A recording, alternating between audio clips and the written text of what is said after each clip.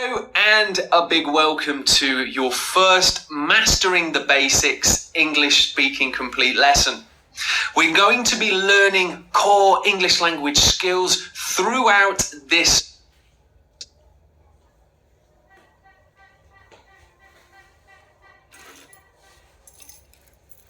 module of the course. I commonly see students make errors in pretty basic skills for English speaking, so I want to give you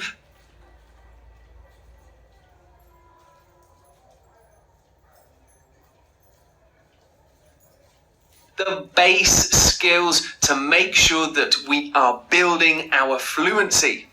Today we'll be looking at some really important information in regards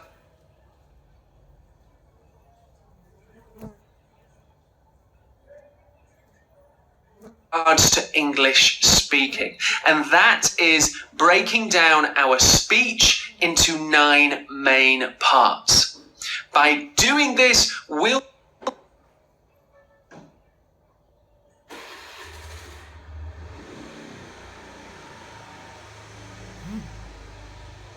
know exactly what each word and what each part in our speaking is and why it's important.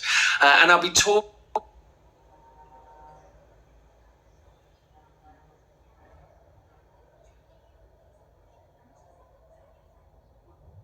about all these different parts of language all the way throughout the course. So this really is a super important lesson. I think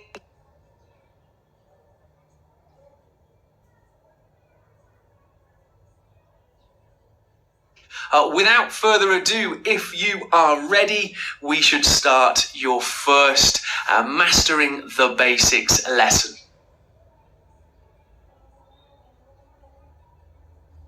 So, as I said, we can commonly break down English speaking into sometimes 8, or as I prefer, 9 main parts. And again, this can really help when studying and learning English language. It can really help our understanding of how to improve our grammar skills and fluency as well. So what are these 9 parts? Well, here is our table, and we'll go through each part individually. On the left, we have a list of our 9 main parts. So we'll start with nouns. Some of you may have heard of some of these, but I'll be going into a bit more detail throughout this video. So nouns are the names of a person, place, or thing. And here we have David, TV, London, book. Pronouns are similar to nouns, but they actually just replace them in our speaking as well as writing too. And that is, for example, he, she, they, it. That isn't an exhaustive list, which in other words means that's not all the pronouns listed, just a few examples there. Really importantly, we also have verbs, which of course is an action or a doing word. And we'll be going into verbs in more detail in this video, as well as upcoming Mastering the Basics videos as well. Here's some examples: sing, jump, ate, laugh. As you may know, the verb can also tell us when it happened, past tense, present tense, or future tense. Now we have adverbs. Now adverbs generally describe the verb in a variety of ways: quietly, steadily, slowly. Then we have adjectives, which simply describe a noun: shiny, fat, beautiful. And now we have articles, which I commonly see non-native English speakers making mistakes with. And this just helps define or say which noun we are talking about. And here's just 3 of the main articles we'll be looking at: the, a, and an. Really important to make sure that we are getting each article right when we use it. Now we have conjunctions, connectives, connecting parts of speech because, and so. And we also have prepositions. Another really interesting part of English language that non-native speakers make a lot of errors in. So really important that we increase our accuracy and fluency there. So this gives ideas generally for place or time, and it maybe can connect one or two nouns within our speaking. Between, above, before. And finally, a little bit of a smaller part of speech, but nevertheless quite important. We have interjections. So this is expressing emotions or feelings, and it usually ends when we write in an exclamation mark. Hooray! Woohoo! Okay, so that is the 9 parts of speech we'll be focusing on throughout this lesson. Again, I'll be coming back to these features of English language throughout the entire course. So it's good that we get an understanding right at the beginning so that we all know exactly the different terminology for parts of English speaking. So let's begin with, in a bit more detail, nouns and pronouns. So they're used generally to give a subject in our speaking, to say a certain thing, a certain person, a place, an object. And they are probably the most common types of word in English. So we can consider nouns as having common and proper nouns. So that's what I just want to look at quickly now. So common nouns are for general, not specific, just talking about as a whole, people, places, or things. I really like to read younger authors. Now, authors in general, I'm not talking about a specific person, just authors in general. Well, bananas are pretty good for you. I don't have a banana in my hand and talking about this one. I mean bananas on the whole, overall, not specifically. You always enjoyed learning new languages. Very true. Languages in general, not one specific one. Okay, let's take a look at proper nouns. So these are used when talking about a specific person, place, or thing. And this is where in writing we must use capital letters. Of course, in speaking we can't indicate the use of capital letters. My dad said New York is a really fun city. Stevie Wonder was an amazing funk musician. The Pacific Ocean is huge. So in all 3 examples, I'm talking about a specific place or person or object, and I need to capitalize in writing. This is useful for our overall understanding of English language. Of course, we'll be focusing mostly on English speaking, but developing fluency in the whole of English language is going to be really useful to you as well. Okay, let's take a look at pronouns. So here's some examples of just a few different pronouns. I, you, us, she, mine, and ours. Okay, so once again, pronouns are used quite simply to replace some types of nouns in our speaking. Here's a few examples. I never thought this year would end. Where do you want to go? Actually, that book is mine, I think. Okay, so that is just a quick run through of nouns and pronouns. Very important when adding different subjects, places, people, things into our speaking. Now let's take a look at verbs and adverbs. Again, super common part of speech, and in terms of communication and speaking, verbs especially are really important. So, as you may know, doing or action words, but depending on the verb form, how we say it, how we write the verb, it can also tell us about the time, past, present, future tense. Has the action happened yet, or will it happen in the future? Here's a few examples. Do, see, laugh, jump, thought, flew, cooked, study. I thought I would never win the lottery. Adverbs quite simply describe verbs. So we use them next to a verb to give the verb a bit more information. Quietly, slowly, funnily, quickly, sleepily, as you can probably see, often ending in ly, ly.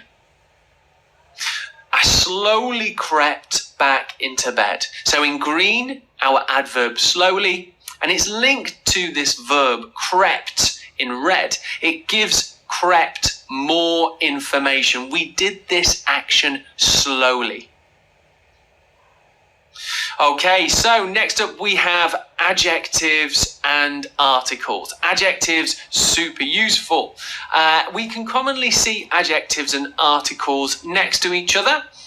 Quite simply, adjectives describe a noun. They give more information about the noun. Here's some examples. Thick, tall, red, big, beautiful, quiet. And here we can see a sentence. I must say you are a very tall guy. Guy, of course, is our noun. Tall is our adjective. Okay, articles, really important that we are accurate in our use of articles, because a common mistake made by people learning English.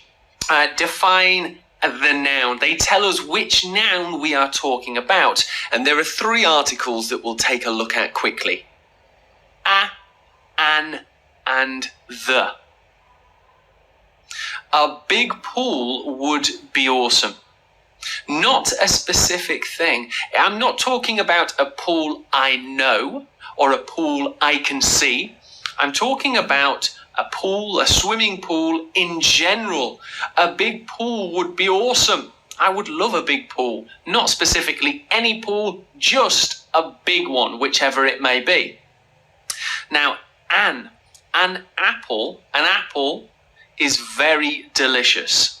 Again, not a specific thing. Now, quite simply, an apple. Sounds strange, an apple. If our noun, apple, begins with a vowel, A, E, I, O, or U, then the article we use is an. So apple begins with A, so we'll need an apple. This is a really, really common mistake that English speakers, both native and non-native, make. Another one could be egg. It's not a egg, it's an egg. An egg. Okay, lastly, we have the. The noisy dog is really loud. And here we are talking about a specific dog. I can see it maybe, or I know this dog. The noisy dog is really loud. So just important that you are very careful in your use of articles. A, an, and the. Okay, so let's take a look at conjunctions, prepositions, and interjections, the last 3 parts of speech we'll be looking at. But I'd just like to focus on conjunctions first. So conjunctions are used to link ideas or parts of speech together. Now, later in the course, when we start getting to these more advanced skill-based lessons, I'll be talking about how conjunctions link clauses. If you know what clauses are, great. If not, don't worry. We'll talk about it in much more depth later. But for now, conjunctions, also known as connective words, are used to link parts of speech. Here's some examples. Although, because, therefore, and so, and furthermore. They often go in the middle of the sentence. So let's take a look. I don't want lunch because I'm not hungry. So we really have two big ideas here. I don't want lunch, idea one. Idea two, I'm not hungry. We can connect them. We can really link the ideas with this conjunction because. I don't want lunch because I'm not hungry. Here's another example. There's a sale in town, so I'll go shopping later.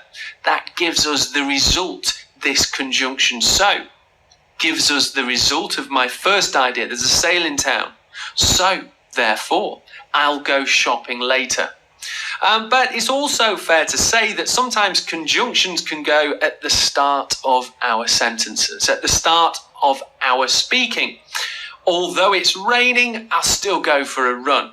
It's raining, idea one. I'm still going out for a run, idea two. And here we have one last example. You work 2 jobs, therefore you're busy. Again, showing result, linking the result of my first idea. Okay, so conjunctions, connectives, super important for sure. And again, we'll be looking at them in a lot more detail throughout the whole course. Okay, so let's take a look at prepositions. Much like articles, non-native speakers do commonly make errors, both in speaking and writing with use of prepositions. Again, prepositions give information for nouns about place, time, could be order as well, firstly, secondly after that.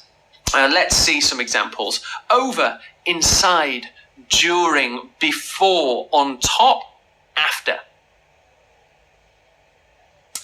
I'm pretty sure the key is inside my back pocket.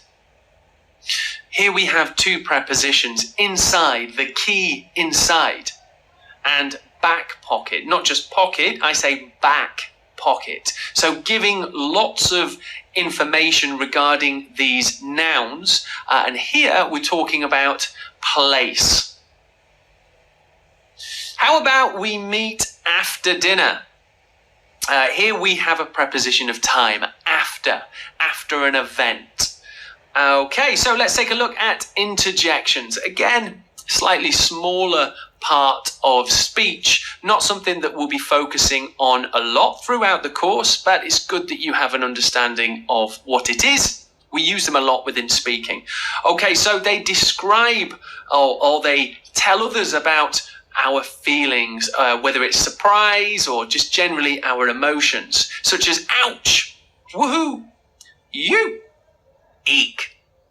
I think the third one, you, is maybe more linked to surfing culture, so maybe not as important, but I thought I would include it too. Woohoo, I won the lottery.